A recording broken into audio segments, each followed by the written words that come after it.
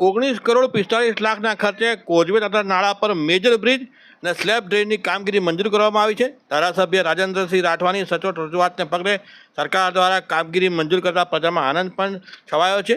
છોટાઉદેપુર ધારાસભ્ય રાજેન્દ્રસિંહ રાઠવાએ જયપુર પાવી તાલુકામાં પડતી પ્રજાને પડતી મુશ્કેલીઓ અંગે હયાત કોઝવે અને નાળાઓ પર મેજર બ્રિજ અને સ્લેબ ડ્રેનની કામગીરી અંગે ધારદાર રજૂઆત કરી હતી। તેના ભાગરૂપે સરકાર દ્વારા જયપુર પાવી તાલુકાના વિકાસ અર્થે એક નવું મોરપીંછ ભેટ ધરવામાં આવ્યું છે, જેમાં અંદાજિત ₹19,45,00,000ની રકમની ફાળવણી કરવામાં આવી। તે કામોને મંજૂરી મળતા સમગ્ર જયપુર પાવી સહિત છોટાઉદેપુર પંથકની પ્રજામાં આનંદની લાગણી ફેલાઈ છે।